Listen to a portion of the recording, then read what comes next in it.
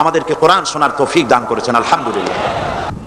আচ্ছা, আপনারা বলেন তো, জেন, দুষ্ট জেন আর ভূত প্রেতে যদি আসর করে, তাহলে কোরআন শরীফের কোন আয়াত পড়তে হয়? জি, ওলামারা বলেন না, আয়াতুল কুরসি। কোনটা পড়তে হয় বলেন, কোনটা? চট্টগ্রাম তাফসীর মাহফিল উপলক্ষেও কিছুটা ভূত প্রেতের আসর হয়েছে।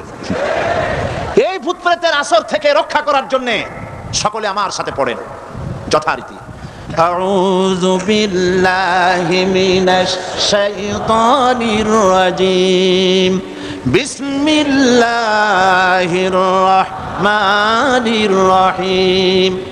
আল্লাহু লা ইলাহা ইল্লা হুয়াল হাইয়ুল কাইয়্যুম। লা তাখুযুহু সিনাতুন ওয়ালা নাওম।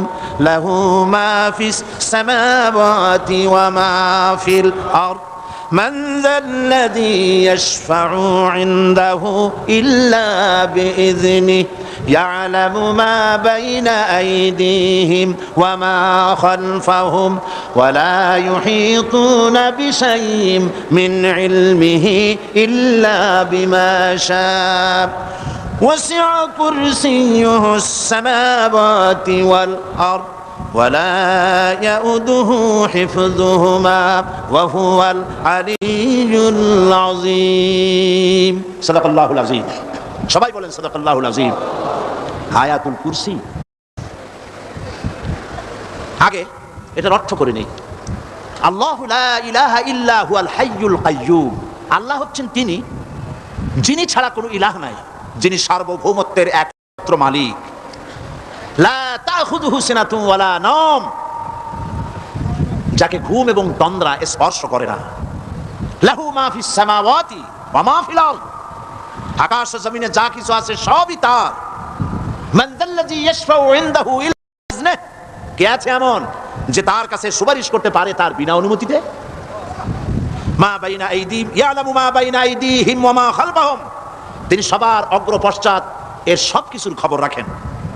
ওয়ালা ইউহিতুনা বিশাইইম মিন ইলমিহি ইল্লা বিমা শাআ, তার জ্ঞাত বিষয়ের কিছুই মানুষ নিজেদের আয়ত্তে আনতে পারে না। অবশ্য আল্লাহ যদি কাউকে কিছু দিতে চান, ওয়াসি'a কুরসিয়্যুহু সামাওয়াতি ওয়াল আরদ, তার একচ্ছত্র ক্ষমতা এবং কর্তৃত্ব আকাশ এবং জমিনকে পরিব্যাপ্ত করে রেখেছে। ওয়ালা ইয়াউদুহু হিফযুহুমা ওয়া হুয়াল আলিয়্যুল আযীম, আর আকাশ এবং পৃথিবীর রক্ষণাবেক্ষণ করতে গিয়ে আল্লাহ পাক মোটেই ক্লান্তি বোধ করেন না। আর তিনি হচ্ছেন এক মহান শ্রেষ্ঠতম সত্তা। বলি সাদাকাল্লাহুল আযীম। আয়াতুল কুরসি, এই আয়াতটি আয়াতুল কুরসি হিসেবে পরিচিত। কি নামে পরিচিত? আয়াতুল কুরসি। এখানে মহান আল্লাহ পাকের এমন সব পূর্ণাঙ্গ পরিচিতি পেশ করা হয়েছে যার নজির গোটা কোরআন শরীফে নাই। সুবহানাল্লাহ। তাই হাদিস শরীফে এই আয়াতটিকে শ্রেষ্ঠ আয়াত বলা হয়েছে। কোরআন শরীফের কি আয়াত? শ্রেষ্ঠ আয়াত বলা হয়েছে। আমরা প্রত্যেকটি ফরজ নামাজের পরে এই আয়াতে কারিমা পড়ে থাকি, ঠিক কিনা বলে? আল্লাহ বলেন প্রত্যেক ফরজ নামাজের পরে আয়াতুল কুরসি যে ব্যক্তি পাঠ করবে, কিয়ামতের দিন আল্লাহ রাব্বুল আলামিন ওই ব্যক্তির ব্যাপারে সিদ্ধান্ত নেবেন, আল্লাহ তাকে জান্নাত দান করে দিবেন। হতে পারে এবার আপনারা কেউ করতে পারেন, বাস ওয়াজ আর না শুনলে চলবে, আয়াতুল কুরসি পড়বো আর জান্নাতে চলে যাব না। বিষয়টা এমন নয়। বিষয়টা হচ্ছে এই আয়াতুল কুরসির মধ্যে এমন কিছু কথা আছে যা বুঝে যদি পড়ে আর আমল করে, আল্লাহ পাক কিয়ামতের সিদ্ধান্ত নেবেন, জান্নাত দিয়ে দিবেন। সুবহানাল্লাহ বলেন, সুবহানাল্লাহ। এর কারণ হলো আয়াতুল কুরসির মধ্যে আল্লাহ পাক সার্বভৌমত্বের কথা বলেছেন। আজ আমরা স্লোগান দেই সব সমস্যার সমাধান।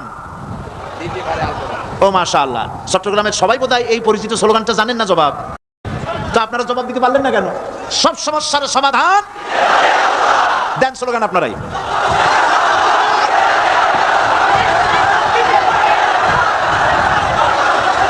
এটা শুধু স্লোগান নয়, সব সমস্যার সমাধান দিতে পারে আল কোরআন। এটা শুধু স্লোগান নয়, এটাই বাস্তবতা, এটাই বাস্তব সত্য। আয়াতুল কুরসির মধ্যে রয়েছে একটি জটিল সমস্যার সমাধান, যাকে সহজ কথায় বলা যায় গদি সমস্যার সমাধান। কুরসি মানে হলো গদি। আজকাল গদি নিয়ে কি হচ্ছে টের পাচ্ছে না ভাই? এই গদি নিয়ে টানাটানি হচ্ছে পৃথিবীর সর্বত্র। সার্বভৌমত্বের মালিক কে হবে? এটা তো আপনারা বলতেছেন, কিন্তু যারা কোরআন জানে না তারা বলে সার্বভৌমত্বের মালিক জনগণ।